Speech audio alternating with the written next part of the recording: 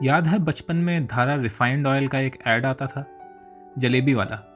ये ऐड हमें ही नहीं, हमारे माँ बाप की जनरेशन को भी अच्छी तरह याद है। क्या वजह है इसकी? कुछ उस बच्चे की क्यूटनेस का रोल था, कुछ रोल उस ऐड की मासूमियत भरी सेटिंग का था। एक बच्चा सबसे गुस्सा होकर घर छोड़ के जा रहा है, लेकिन जलेबी की बात सुनकर रुक भी जाता है। और कुछ इस बात का कि ये ऐड हर संडे रात को सुरभि सीरियल देखते में ज़रूर आता था। और स्मार्टफोन्स, सोशल मीडिया, इंटरनेट और केबल टीवी, इन सब से पहले ज़्यादातर परिवार रात में साथ बैठकर DD1 देखते थे। लेकिन क्या ये ऐड बनाने वाले लोगों ने बनाते समय ये सोचा होगा कि ये इतना यादगार बन जाएगा? नमस्कार दोस्तों, मैं हूं प्रणय और आप सुन रहे हैं एक बूंद सागर। नमस्कार दोस्तों, मैं हूँ श्वेता। आज हम जिस किताब की बात करने वाले हैं वो है मशहूर राइटर मैल्कॉम ग्लैडवेल द्वारा लिखी हुई गई किताब टिपिंग पॉइंट। ये किताब मैंने और प्रणय दोनों ने ही पढ़ी है, लेकिन आज मैं एक सपोर्टिंग रोल की तरह रहूँगी और प्रणय ज़्यादातर किताब के बारे में बात करेंगे। मैं बीच बीच में सवाल पूछती रहूँगी। तो प्रणय, शुरू करते हैं। पहले तो बताओ कि ये किताब किसके बारे में है। मैं उम्मीद करता हूं तुम सपोर्टिंग रोल में ना रह के को लीड रोल में रहो। तो ये किताब बात करती है इस सवाल के बारे में कि क्या वजहें होती हैं, क्या फैक्टर्स होते हैं जो कि कुछ चीज़ों को पॉपुलर बनाने में या कुछ मैसेजेस को ज़्यादा जनता तक पहुंचाने में या फिर कुछ कॉम्प्लेक्स सोशल बदलावों को बहुत तेज़ी से अमल में लाने में जो मदद करते हैं। तो इन चीज़ों के बारे में है ये किताब। टिपिंग पॉइंट बेसिकली वो क्षण या वो पल होता है जब कोई चीज़ एक बिल्कुल एक स्थिति से बिल्कुल अलग स्थिति में चली जाती है। जैसे इसका एक अगर उदाहरण लें तो पानी 100 डिग्री सेल्सियस पे उबल के भाप बनता है। अगर 99 डिग्री सेल्सियस पे हम देखें तो वो पानी अपने लिक्विड स्टेट में ही होता है। लेकिन हम अगर 101 डिग्री सेल्सियस पे चले जाएं तो वो ज़्यादातर पानी भाप बन चुका होता है। ऐसे ही 0 डिग्री सेल्सियस पे पानी बर्फ़ बन जाता है, लेकिन 1 डिग्री सेल्सियस पे वो पानी लिक्विड ही स्टेट में होता है। तो टिपिंग पॉइंट ऐसी स्थिति होती है जब एक सिचुएशन पूरी तरह बदल के कुछ नए स्टेज पे पहुंच जाती है। इसका किताब में एक जो एग्ज़ाम्पल मैल्कम ने इस्तेमाल किया है, मैं ये याद दिलाना चाहूँगा कि ये किताब लगभग 25 साल पुरानी है। 99 या 2000 में ये किताब आई थी। उस ज़माने में आजकल की भाषा में हम वायरल शब्द जब इस्तेमाल करते हैं किसी भी चीज़ के सोशल मीडिया पे बहुत पॉपुलर हो जाने के संदर्भ में, ये वायरल शब्द तब तक आम बोलचाल की भाषा में नहीं आया था। तब तक इस शब्द का इस्तेमाल सिर्फ फैलने वाली बीमारियों, एपिडेमिक्स या पैंडेमिक्स की दुनिया में किया जाता था। तो मैल्कम ने बिल्कुल एक समानता दिखाई है, कैसे बीमारियां फैलती हैं और कैसे ट्रेंड फैलते हैं, फैशन फैलती है या कुछ आइडियाज़ फैलते हैं या कुछ सोशल बदलाव बहुत तेज़ी से होते हैं। इन दोनों चीज़ों के बारे में सही बात कही तुमने। खासकर जो तुमने वायरल वर्ड यूज़ किया वो अब हम लोगों को सुनने के लिए काफ़ी कॉमन लगता है, क्योंकि आता जाता हर कोई कहता रहता है कि ये वीडियो वायरल हो गई या ये बात वायरल हो गई। लेकिन शायद 25 साल पुरानी बात अगर सोची जाए तो ये वर्ड सिर्फ फ्लू के केस में सुना जाता था कि इंसान को वायरल हुआ है, मतलब कि उसे ज़ुकाम टाइप कुछ हुआ है। तो सीजनल बुखार के लिए सिर्फ वायरल इस्तेमाल किया जाता था। आगे बढ़ते हैं। तो ये बताओ कि क्या कारण बताए हैं किताब में, मैल्कम ने क्या डिस्कस किया है कि क्या कारण रहते हैं कि कुछ चीज़ बहुत तेज़ी से फैल जाती है, बहुत ज़्यादा फेमस हो जाती है, लेकिन बाकी चीज़ें ऐसा नहीं है कि मतलब हर आइडिया वायरल नहीं होता, हर वीडियो वायरल नहीं होती या हर बिहेवियर वायरल नहीं होता, लेकिन कुछ है जो वायरल हो जाते हैं। तो क्या कारण है कि कुछ ही वायरल हो पाते हैं और बाकी चीज़ें नहीं हो पाती? हाँ बिल्कुल। इससे पहले मैं अपने दोस्तों को ये बताना चाहूँगा कि ये किताब मैल्कम ग्लैडवेल की और कई किताबों की ही तरह ये किताब भी हिंदी भाषा में भी अनुवाद इसका हो चुका है और ये हिंदी भाषा में भी अवेलेबल है।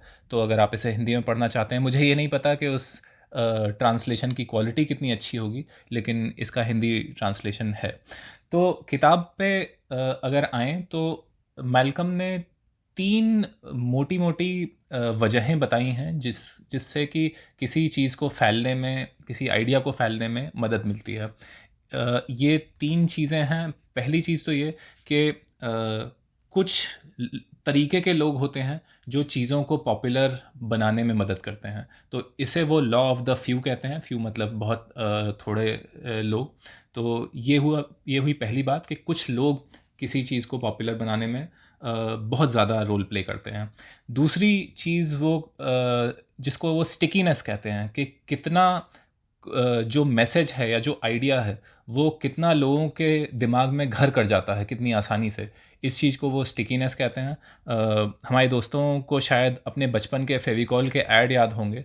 वो एड्स हमें आज तक इसलिए याद हैं क्योंकि वो बहुत ही क्रिएटिवली, बहुत ही फ़नी तरीके से बनाए गए होते थे। जैसे मुझे एक ऐड याद है जिसमें शायद एक पुल टूट रहा होता है और उसमें टीवी पे कुछ लोग एक फ़िल्म देख रहे होते हैं जिसमें पुल टूट रहा है, एक औरत आदमी का हाथ पकड़े हुए है और आदमी लटक रहा है और आदमी कह रहा है पकड़े रहना, औरत कह रही है छोड़ना नहीं।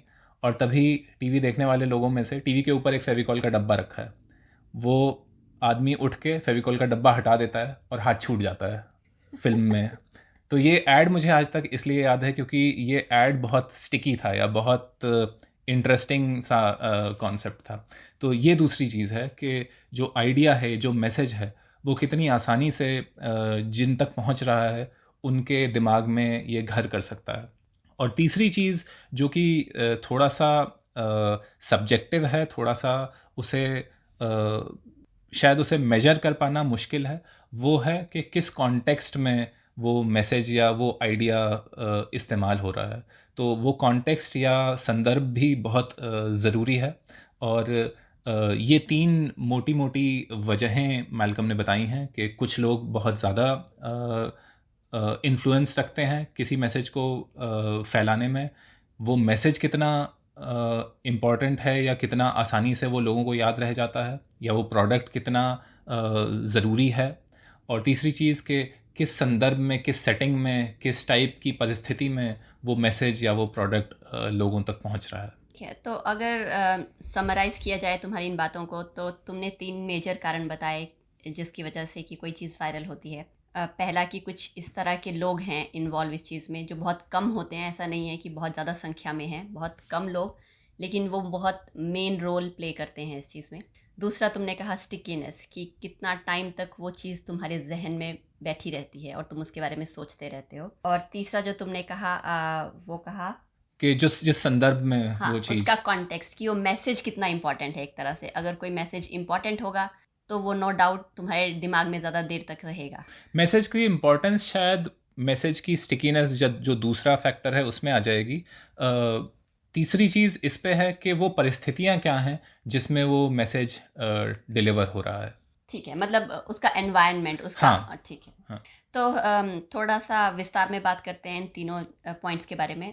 लोग तुमने बताए कि जो लोग बहुत ज़्यादा इम्पोर्टेंट रोल प्ले करते हैं, वो किस तरह के लोग होते हैं, उनके क्या फीचर्स हैं, उनके क्या करेक्टरिस्टिक्स हैं, कि कैसे और वो क्या ऐसा करते हैं कि जिसकी वजह से ये चीज़ वायरल हो जाती है। हाँ, बिल्कुल। तो इसमें एक अक्सर सोशल मीडिया पे या इंटरनेट पे तुमने एक 80-20 रूल देखा होगा। तो 80-20 रूल ये कहता है कि किसी भी संस्था में, किसी भी कंपनी में, किसी भी ऑर्गेनाइजेशन में 80% काम जो होता है वो 20% लोग कर रहे होते हैं। तो इसी को थोड़ा सा आगे बढ़ाते हुए मैल्कम ने जो ये थोड़े से लोग हैं जो किसी आइडिया को, किसी मैसेज को बहुत ज़्यादा जनता तक पहुंचा सकते हैं, इन लोगों को भी 3 कैटेगरीज में बांटा है। और इनके लिए मैल्कम ने 3 अलग अलग शब्द इस्तेमाल किए हैं।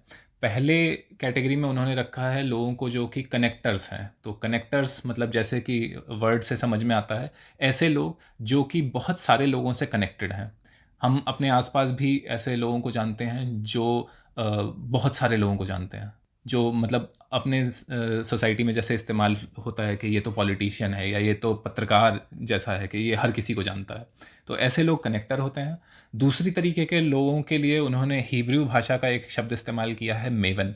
ऐसे लोगों के पास जानकारी बहुत होती है, कुछ ख़ास चीज़ों के बारे में उन्हें बहुत जानकारी होती है।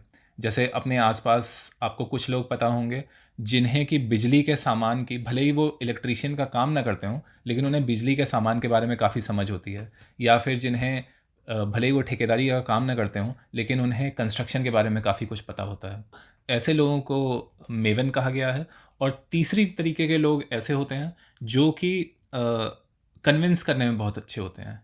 ये जैसे सेल्स वाले लोग जो होते हैं, आप जब कुछ कपड़ा खरीदने जाते हैं, कुछ जूते खरीदने जाते हैं, तो कई बार आप खुद इतना मन बना के नहीं गए होते हैं कि आपको ख़रीदनी ही है कोई चीज़, लेकिन आपको वो इंसान इतना इम्प्रेस कर लेता है कि आप ख़रीद लेते हैं वो चीज़।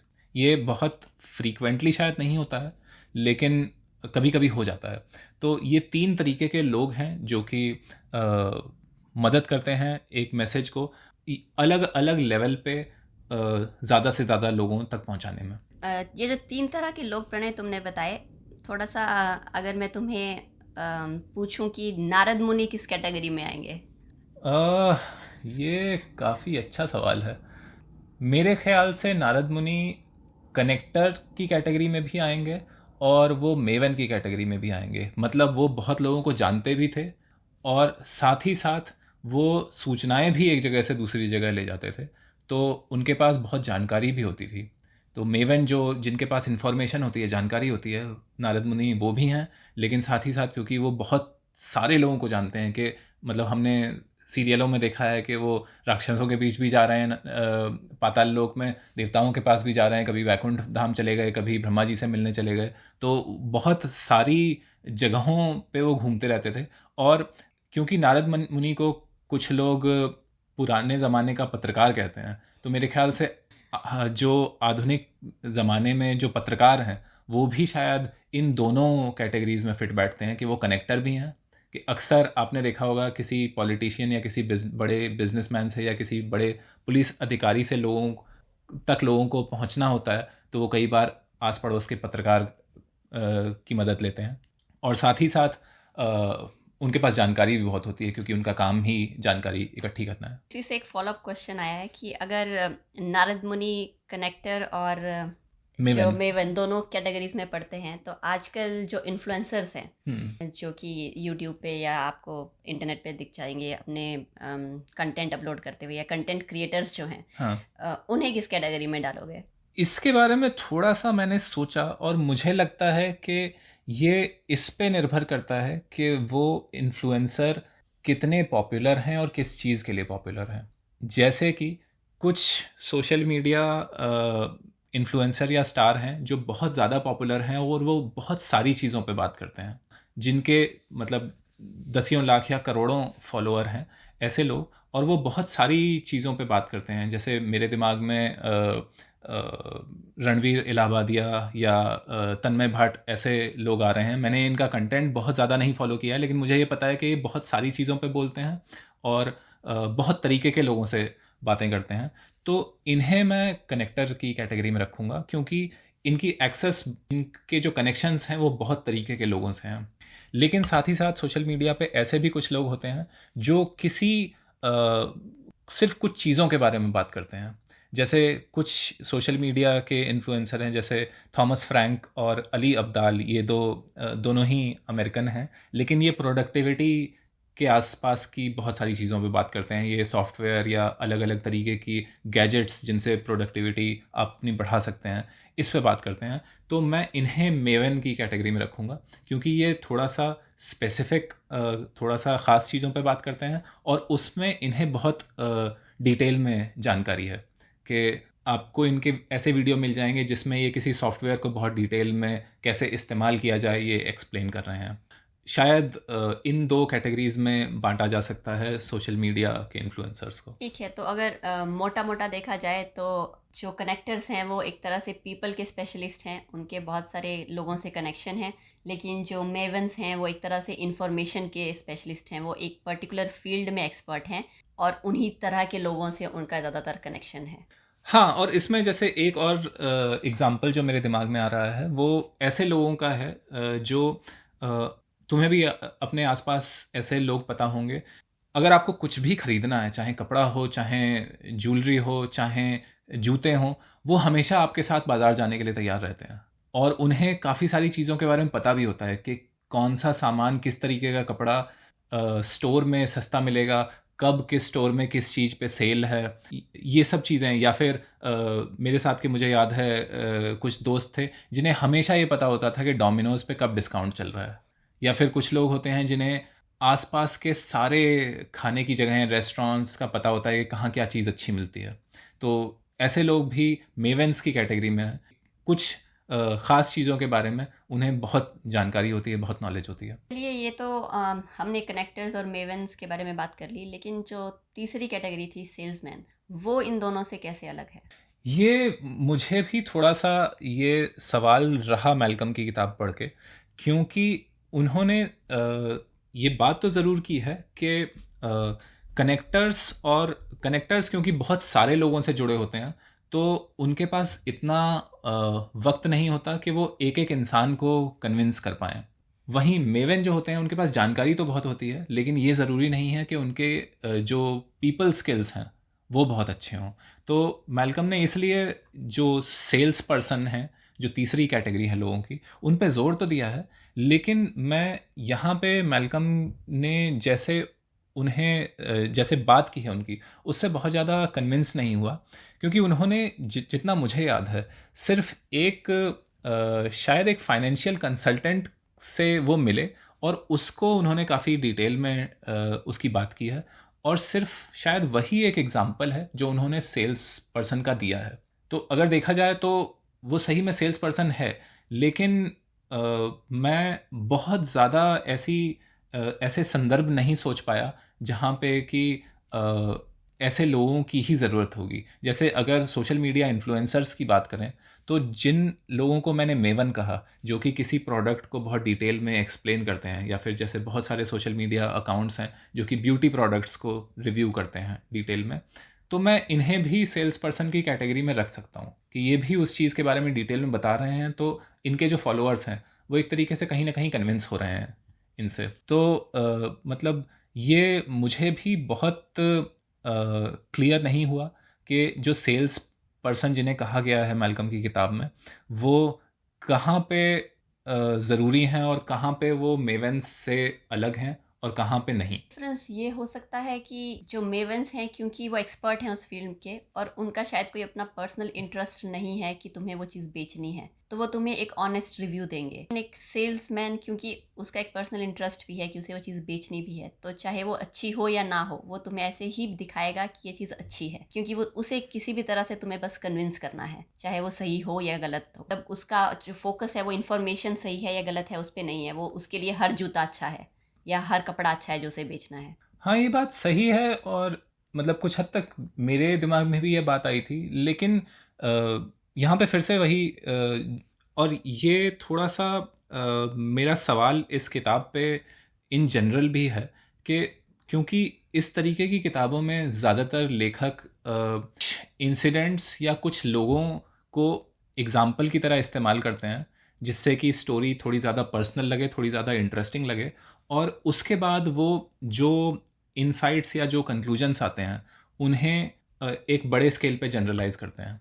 ये मैल्कम ने इस किताब में द टिपिंग पॉइंट में भी किया है, लेकिन साथ ही साथ उन्होंने सेल्स पर्सन का जो कैरेक्टर है उसे ऐसा नहीं दिखाया है कि ये सिर्फ अपने मतलब के लिए कर रहे हैं। उन्हें ये दिखाया है कि इन लोगों को सही में लोगों से बात करना, लोगों से मिलना पसंद होता है, ख़ासतौर पे जिस एक सेल्स पर्सन से वो मिलते हैं, कि ये लोग सही में बहुत सोशल होते हैं। तो एक तरीके से उनका स्किल ही वो है जो कि उनका काम है। तो यहाँ पे मतलब जो तुम्हारा सवाल है वो भी जायज़ है, लेकिन पूरी तरीके से इसका जवाब किताब में नहीं मिलता है। और साथ में इस चीज़ पे हम बार बार आएंगे कि जो कंक्लूजन्स या जो मैल्कम ने जो चीज़ें इंसाइट के तौर पे दी हैं वो कितनी वाइडली एप्लीकेबल हैं, कहाँ कहाँ आप उन्हें इस्तेमाल कर सकते हैं। जो हमने शुरुआत में बात करी, ये किताब 1990s में आई थी। 99 या 2000 में। हाँ ठीक है, तो शायद 1999 या 2000 जब भी आई थी, तो तब शायद ये मेवंस, कनेक्टर्स और सेल्स पर्सन जो हैं वो इंसानों की बात चल रही है यहाँ। लेकिन अभी मेरे दिमाग में ये बात आई कि क्या अब ये 3 लोग अभी भी उतना ही इम्पोर्टेंट है, खासकर इस इंटरनेट की दुनिया में, या फिर इन तीनों का रोल जो है वो अब इंटरनेट एक तरह से करना शुरू कर दिया है? क्योंकि कनेक्टर्स के लिए भी तुम्हारे पास इंटरनेट पे साइट्स है कि फेसबुक हो गई, या सोशल मीडिया पे और साइट्स है, ट्विटर हो गया, और मेवंस के लिए भी तुम्हारे पास ऐसी साइट्स हैं जहाँ पे तुम्हें एक्सपर्ट्स की एडवाइस मिल जाएगी। और साथ ही साथ मतलब सेल्स पर्सन के लिए तो यूट्यूब एड्स तुम्हें हमेशा मिलती ही रहती हैं। तो क्या कुछ हद तक ये लोगों का काम भी इंटरनेट ने करना शुरू कर दिया है, या अभी भी ये उतने ही एप्लीकेबल हैं? मेरे ख्याल से ये अभी भी एप्लीकेबल हैं। एक अंतर जो अभी तक हुआ है वो ये कि इंटरनेट के आने से पहले जितने भी ऐसे लोग हैं जो मेवन हैं, यानी जिनके पास इंफॉर्मेशन है, या जो कनेक्टर हैं जो लोगों से आपको कनेक्ट कर सकते हैं, आपको किसी न किसी तरीके से इनसे जुड़ना होता था, और वो थोड़ा ज़्यादा मुश्किल काम था। आज की तारीख में वो शायद थोड़ा सा आसान है, क्योंकि सोशल मीडिया पे आप किसी बहुत पॉपुलर इंसान को फॉलो कर सकते हैं और वो कनेक्टर का रोल प्ले कर सकता है। या ऐसे ही आप बहुत सारी जैसे इलेक्ट्रॉनिक सामान की रिव्यू की वेबसाइट्स हैं, या फिल्मों की, टीवी सीरीज़ की रिव्यू की वेबसाइट्स हैं, वहाँ पे भी कुछ लोग अपनी ओपिनियन डालते हैं जो कि मतलब प्रोफेशनली ये काम करते हैं, तो उन्हें मेवन की कैटेगरी में रखा जा सकता है।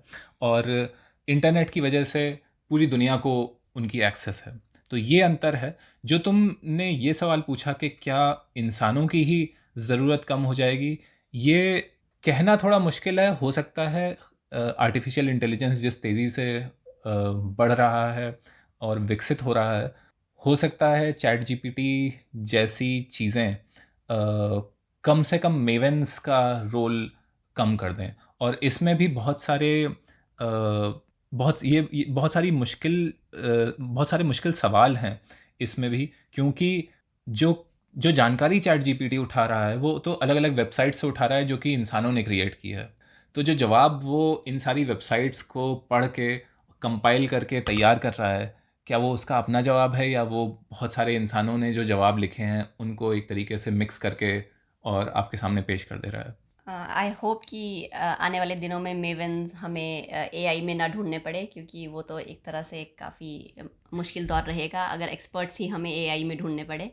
पर ठीक है, वो एक अलग डिस्कशन का मैटर है। अब अपने इन सवालों से आगे बढ़ते हुए स्टिकीनेस की बात करते हैं। स्टिकीनेस के बारे में थोड़ा और बताओ कि क्या कारण है कि कोई चीज़ ज़्यादा दिमाग पर असर करती है, लेकिन कुछ चीज़ें हम सुनते हैं और फिर भूल जाते हैं। इसमें ये सवाल तो बहुत बड़ा और बहुत ब्रॉड सवाल है कि क्या वजहें हैं जिनसे ऐसा होता है।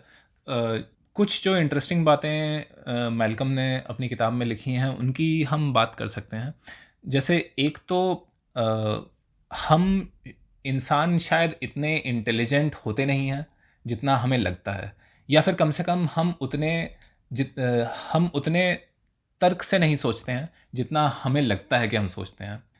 तो जैसे उन्होंने एक स्टडी का एग्जाम्पल दिया है जो येल यूनिवर्सिटी में की गई थी। इस स्टडी का मतलब जो स्टूडेंट्स को जो गोल बताया गया था वो ये था कि स्टूडेंट्स में टेटनस के लिए जो इंजेक्शन लगता है उसके बारे में अवेयरनेस बढ़ाने के लिए ये स्टडी की जा रही है, लेकिन एक्चुअली वो स्टडी कुछ और करना चाह रहे थे। तो उन्होंने 2 ग्रुप बांटे स्टूडेंट्स के। एक ग्रुप में उन्होंने बेसिकली स्टूडेंट्स को डराया कि अगर आपने टिटनेस का इंजेक्शन नहीं लगवाया तो ये बीमारी हो सकती है, ये उसके साइड इफ़ेक्ट्स हो सकते हैं। और दूसरे ग्रुप को उन्होंने थोड़ा बहुत उसके असर बताए, लेकिन साथ ही साथ उन्होंने एक बुकलेट सब स्टूडेंट्स को दी जिसमें कि कैंपस का मैप दिया हुआ था और जो हेल्थ सेंटर था वहाँ किन किन टाइम पे किन किन दिनों टिटनेस का इंजेक्शन लगता था, ये जानकारी दी हुई थी। और उन्होंने ये पाया कि दूसरे ग्रुप में बहुत ज़्यादा लोगों ने टिटनेस का इंजेक्शन लगवाया बजाय पहले ग्रुप के। जिन्हें मैप दिया गया था और जिन्हें टाइम का पता था। हाँ, जिन्हें मैप और टाइम का पता था।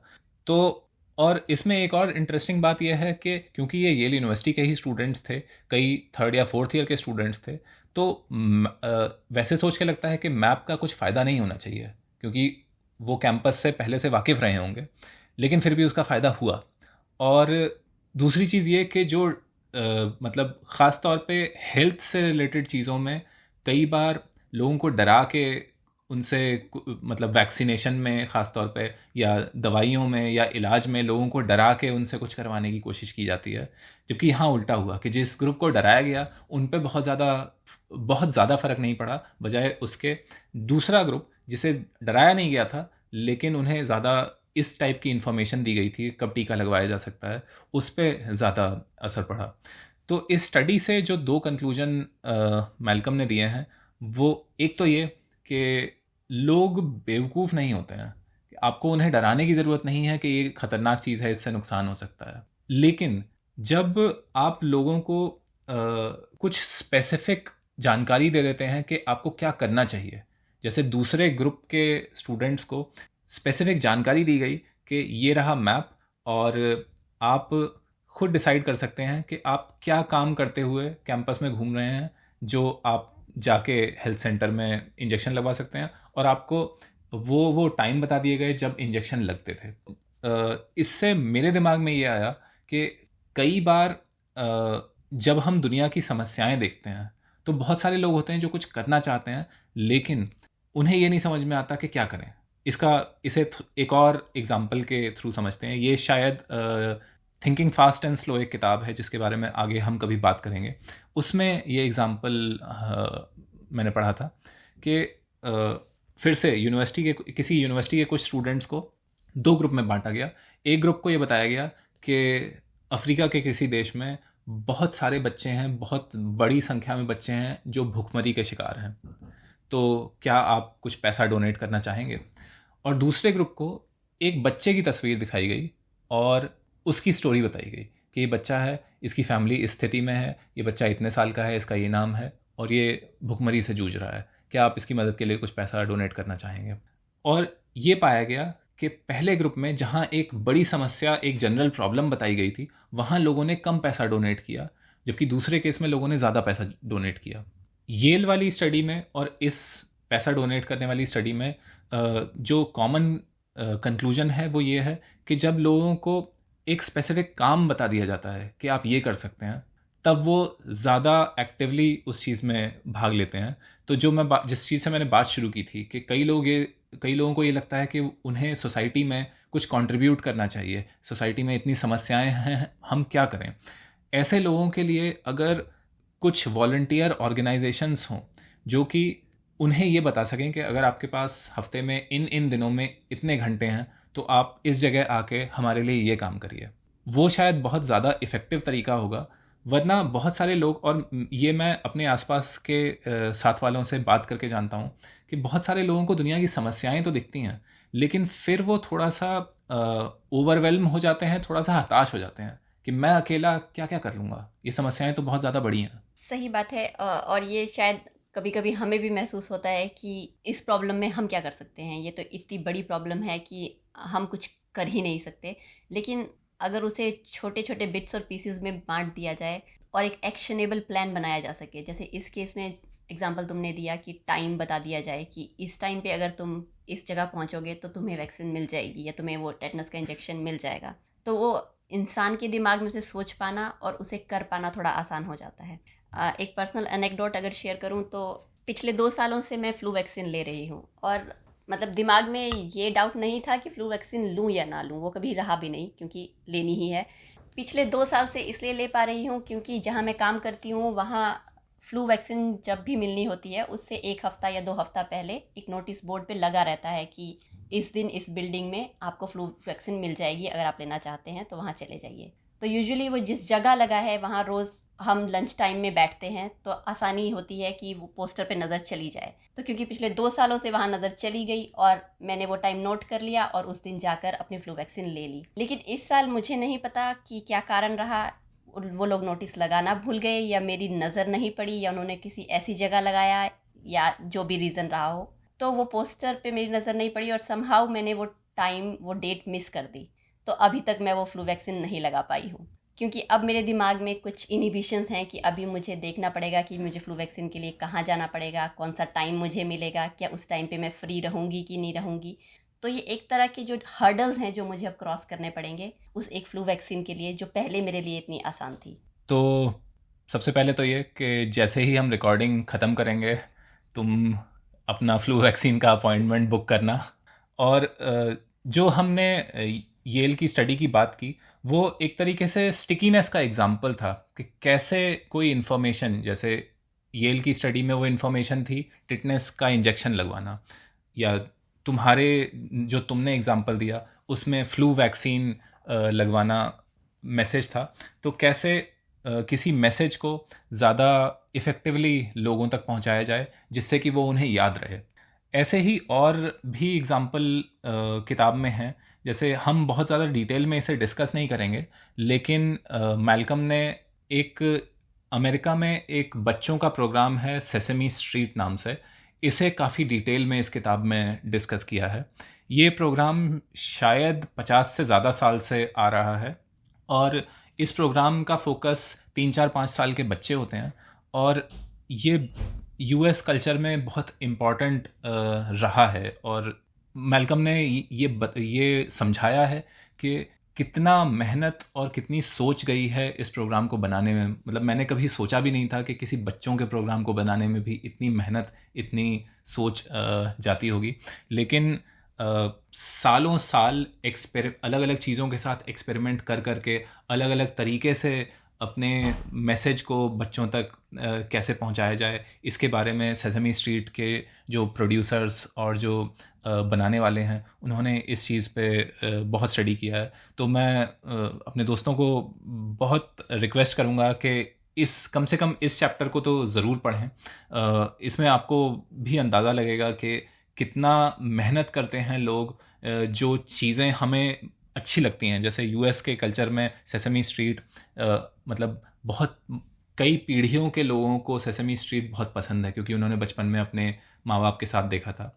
तो कितनी मेहनत की सेसमी स्ट्रीट बनाने वालों ने इस चीज़ के लिए कि उस प्रोग्राम को न सिर्फ बच्चे देख पाएँ बल्कि उनके माँ बाप भी उनके साथ बैठ के देख पाएँ। तो ये भी फिर से स्टिकीनेस का एक एग्जाम्पल है कि कैसे जो मैसेज है, मैसेज बहुत सिंपल था कि बच्चों को बच्चे कैसे ज़्यादा अच्छी तरीके से सीख पाएँ, ये इंश्योर करना उनका काम था और कैसे उन्होंने उसे ज़्यादा इफ़ेक्टिवली।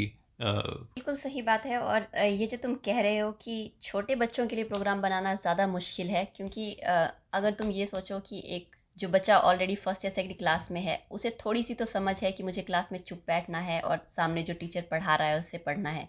लेकिन तुम बिल्कुल छोटे बच्चों को से ये एक्सपेक्ट कर रहे हो कि जो तुम उसे सिखाना चाह रहे हो, एक तो उस पर ध्यान दे और दूसरा उसे समझने की कोशिश करे, तो उसमें तो बहुत ज़्यादा मेहनत लगती होगी।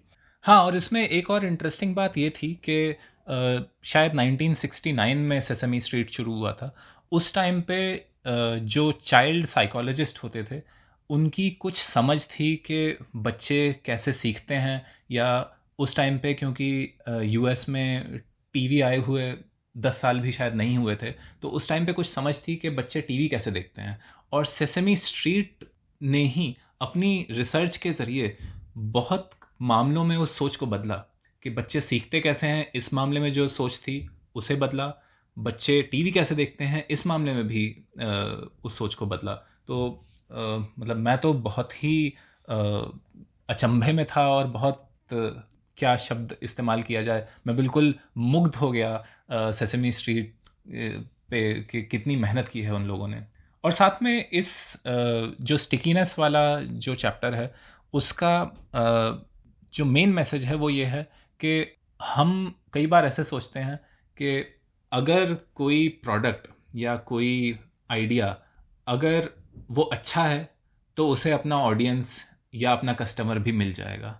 लेकिन शायद कोई आइडियल दुनिया होगी जहाँ ऐसा होगा, लेकिन हम जिस दुनिया में रहते हैं वहाँ ऐसा नहीं है। तो आपको जितनी मेहनत किसी आइडिया को सोचने में या किसी प्रोडक्ट को बनाने में करनी पड़ती है, शायद वैसी ही मेहनत आपको उस आइडिया को अच्छे से कम्युनिकेट करने में या उस प्रोडक्ट को की अच्छे से मार्केटिंग करने में भी करनी चाहिए। बिल्कुल मैं बिल्कुल एग्री करती हूँ तुम्हारी बात से। और अगर कंपैरिजन के लिए देखा जाए तो अगर एक छोटे बच्चे को तुम्हें खुद से ABC सिखानी है तो तुम्हें उसे कितनी बार पकड़ के बिठाना पड़ता है और कितनी बार खुद रिपीट करना पड़ता है कि A फॉर एप्पल बोलो, B फॉर बॉल बोलो।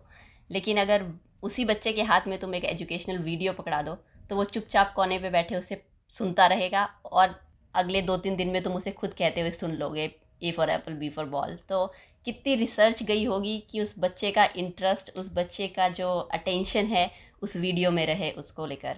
और हाँ, इसमें हम ये नहीं कह रहे हैं कि बच्चों को हाथ में लैपटॉप या मोबाइल फ़ोन पकड़ा दिए जाएं और वही एक तरीका है बच्चों को सिखाने का। लेकिन थोड़ा सा पढ़ाने के तरीके में थोड़ी नॉवेल्टी लानी पड़ेगी ताकि बच्चों का इंटरेस्ट बना रहे और उन्हें वो एक काम ना लगे। हाँ, ये जो तुमने बात कही मैं भी ये कहने वाला था कि सेसमी स्ट्रीट ने जो रोल प्ले किया वही क्या आज की तारीख में कोकोमेलन जैसे यूट्यूब पे जो वीडियोस हैं वो भी वही रोल निभा रहे हैं। इस पे मुझे थोड़ा सा शक है, क्योंकि मुझे कई बार लगता है कि जितने फ़ोन जैसी पावरफुल चीज़ हमने इतने छोटे बच्चों के हाथ में दे दी है, ये शायद वैसी ही बात है कि आज की तारीख में बहुत सारी 100 साल या 150 साल पुरानी मेडिकल प्रैक्टिसेस हैं जिनके बारे में हम अब अचंभे से देखते हैं कि ये कैसे करते थे। जैसे आज से 100 साल पहले या आज से 60 साल पहले कई बार माइग्रेन का इलाज करने के लिए भी लोगों के दिमाग का एक हिस्सा काट दिया जाता था, जिसे फ्रंटल लोबोटमी कहते हैं। और आज की तारीख में हमें बहुत अचंभा होता है, हमें ये लगता है कि क्या वो राक्षस थे वो डॉक्टर। लेकिन जब मैं अपने आसपास की दुनिया, अपने आसपास के लोगों को देखता हूँ तो मुझे ज़्यादातर पेरेंट्स ऐसे दिखते हैं जो अपने 1 साल, 1.5 साल, 2 साल के बच्चे के हाथ में आसानी से फ़ोन दे देते हैं। और मुझे लगता है कि शायद जब 20, 25, 30 साल में इन चीज़ों के असर पे डिटेल में स्टडी होगी तो शायद जो जनरेशन उस टाइम पे होगी वो हमारी पीढ़ी को देख के ऐसे ही सोचेगी कि क्या बेवकूफ़ थे, या क्या मतलब क्या उन्हें बिल्कुल अपने बच्चों की चिंता नहीं थी, वो क्या कर रहे थे। इसमें मतलब मैं ये भी बताना चाहूँगा कि क्योंकि मैं ऐसे बहुत सारे पेरेंट्स को जानता हूँ जो सिर्फ अकेले हस्बैंड वाइफ बच्चे पाल रहे हैं, तो बहुत मुश्किल काम होता है बच्चे पालना। और एक तरीके से बच्चे के हाथ में फ़ोन दे देना पेरेंट्स के लिए एस्केप होता है कि चलो 10-15 मिनट के लिए तो ये शांत हो जाएगा। लेकिन इसका मतलब मुझे नहीं पता कि इसका लॉन्ग टर्म इफ़ेक्ट क्या होगा। सही कह रहे हो जो तुमने बात करी कि सेसमी स्ट्रीट तुम आजकल के कोकोमेलन से शायद नहीं कंपेयर कर पाओगे, क्योंकि एक तो वो काफ़ी रेगुलेटेड प्रोग्राम था कि तुम्हें सिर्फ दिन में एक बार 1 घंटे का जो टेलीकास्ट होता था। ऐसा नहीं है कि जब मन चाहा तुम फ़ोन पे क्लिक किया और वो आ गया। तो मतलब बहुत सारे कॉन्सिक्वेंसेस हैं आजकल जो हम यूज़ करते हैं एजुकेशनल प्रोग्राम्स वर्सेस जो तब चलते थे। पर खैर ये एक अलग तरह का डाइग्रेशन है। आगे बढ़ते हैं। आई थिंक स्टिकीनेस की बात की जाए और यूट्यूब शॉर्ट्स की बात ना की जाए ये तो हो ही नहीं सकता। तो ये बताओ कि शॉर्ट्स में ऐसा क्या स्टिकीनेस फैक्टर है कि मतलब जो उंगली उस पर गई वो फिर वापस आ ही नहीं पाई। हाँ, ये एक अच्छा सवाल है। इसके बारे में थोड़ा बहुत मैंने सोचा है, लेकिन बहुत ज़्यादा इस चीज़ पे स्टडी नहीं किया है, तो मैं आधे पके जवाब ही दे पाऊँगा। तो अगर सेसमी स्ट्रीट के एग्ज़ाम्पल पे वापस जाएं तो वहाँ पे 2 चीज़ें हो रही थी जो कि आज की यूट्यूब शॉर्ट्स या टिकटॉक रील की दुनिया से अलग हैं। एक तो ये कि सेसमी स्ट्रीट 1 घंटे का प्रोग्राम था जिसमें कि 3-3 मिनट के, 3 या 4 मिनट के छोटे छोटे पार्ट होते थे। और कौन सा सेगमेंट अच्छा है, कौन सा सेगमेंट अच्छा नहीं है, इसके लिए यूजुअली वो 150 बच्चों को इकट्ठा करके और उनके रिएक्शंस देखते थे। अब इसे अगर आप कंपेयर करिए यूट्यूब शॉर्ट्स से, तो यूट्यूब शॉर्ट्स कुछ सेकंड्स के होते हैं और यूट्यूब लाखों करोड़ों लोगों के फ़ोन पे है। तो जो आपकी ऑडियंस है वो भी बहुत ज़्यादा बढ़ गई और जो आपके सेगमेंट्स हैं वो कुछ सेकंड्स के हैं। इन दोनों चीज़ों की वजह से आपके पास जो डेटा है वो बहुत ज़्यादा है, कि आपके पास लाखों करोड़ों लोगों का, मान लीजिए आप 1 घंटे भी रील्स देख रहे हैं तो आपके पास कई 100 वीडियो का डेटा है। इस वजह से इन कंपनियों ने बहुत सारी रिसर्च इस मामले में की है कि कैसे इस कंटेंट को, जैसा तुमने कहा, कि एडिक्टिव बनाया जाए। तो इन इन छोटे छोटे वीडियोस को देख के डोपामीन रिलीज़ होता है, और क्योंकि आप एक वीडियो देख के अगले वीडियो पे जाते हैं जो कि किसी बिल्कुल अलग चीज़ के बारे में है, तो फिर से डोपामीन रिलीज़ होता है। और इंसान बिल्कुल इन चीज़ों से मतलब स्टिकीनेस इन चीज़ों की बहुत ज़्यादा है, ये बहुत ज़्यादा एडिक्टिव है। यहाँ पे मैं तुमसे ये गुजारिश करूँगा कि मैंने डोपामीन जो शब्द का नाम लिया है, क्योंकि तुम्हारा बायोलॉजी में बैकग्राउंड है, तो तुम डोपामीन के बारे में हमारे दोस्तों को थोड़ा सा डिटेल में बता पाओ। हालांकि सोशल मीडिया की ज़माने में डोपामीन काफ़ी पॉपुलर शब्द है, लेकिन थोड़ा सा इसके बारे में जानकारी दो। हाँ, बेसिकली डोपामीन जो है वो एक फील गुड केमिकल की तरह कहा जाता है कि जब भी आपको किसी चीज़ से खुशी मिलती है तो एक तरह से आपका डोपामीन जो रिलीज़ होता है और आप एक खुशी महसूस करते हैं। और ये किसी भी चीज़ से हो सकता है, जैसे एक्सरसाइज करके यूजुअली आपको अच्छा महसूस होता है, तो वो इसलिए क्योंकि डोपामीन रिलीज़ होता है बॉडी में। या कई बार जिन्हें मीठा पसंद है, उन्हें जब मीठा खाने को मिलता है तब भी एक तरह से वो जो खुशी मिलती है वो एक तरह से डोपामीन रिलीज से मिलती है। और ये आजकल काफ़ी कॉमन कॉन्सेप्ट है कि जो भी ये एडिक्टिव चीज़ें हैं इंटरनेट पर, जैसे यूट्यूब वीडियोस हो गई, या जब आप कोई चीज़ पोस्ट करते हैं फेसबुक पर या ट्विटर पर और आपको एक कमेंट आता है, और अगर वो कमेंट पॉजिटिव है एक तरह से, तो वो जो नोटिफिकेशन बजते ही आपके दिमाग में एक तरह से मतलब आती है, या फिर जो एंग्जाइटी टाइप लेकिन एक अच्छे वे में आती है, वो भी एक तरह से डोपामिन रिलीज़ की वजह से आती है कि आप अपना हाथ एकदम से फ़ोन की तरफ घूम जाता है कि किसका कमेंट है या क्या कमेंट आया है। तो वो चीज़ है डोपामिन रिलीज़ से। और मोस्टली ये जो जितनी भी वीडियोस हैं, जो भी इस तरह की स्टिकीनेस वाली चीज़ें हैं, वो डोपामिन पे हिट करती हैं जाकर। और ये जो तुमने बात कही कि जो ये कंपनीज़ हैं, बेसिकली यूट्यूब हो गया या फेसबुक हो गया, ये किस तरह से डिफरेंट डाटा पॉइंट्स कलेक्ट कर रही हैं, और क्योंकि इतने सारे यूज़र्स हैं, हम सबका अकाउंट बेसिकली वहाँ पे है, और उनके पास सारी इन्फॉर्मेशन है कि मुझे कौन सी वीडियोस देख के खुशी हो रही है, तुम्हें कौन सी वीडियोस देख के खुशी हो रही है, और वो हर सेकंड हमारा वो डेटा पॉइंट कलेक्ट कर रहे हैं। उनके पास ये सब इन्फॉर्मेशन कैसे प्रोसेस होकर वो किस तरह से उसे as a stickiness factor use करते हैं, ये जानना काफ़ी ही इंटरेस्ट। उस रिसर्च को किस तरह से अपने सॉफ्टवेयर में फिर यूज़ करते हैं कि ये और दिन ब दिन ज़्यादा एडिक्टिव होती जा रही है। हाँ, ये एक इस पे एक्टिवली रिसर्च चल रही है। मुझे बहुत थोड़ा सा अंदाज़ा है इसका। इसमें कई सवाल ऐसे भी हैं जिनके बारे में अभी समझ पक्की तरीके से नहीं बनी है, लेकिन एक चीज़ जो सोशल मीडिया या इंटरनेट कंपनियां बहुत इस चीज़ का इस्तेमाल करती हैं, उसे कहते हैं एंगेजमेंट मैक्सिमाइजेशन। तो ये सारी कंपनियां कितनी देर आप वीडियो देख रहे हैं या शॉर्ट्स देख रहे हैं, या कितना टाइम आप उस ऐप पे बिता रहे हैं, इसको इस चीज़ को ये लोग एंगेजमेंट बोलते हैं।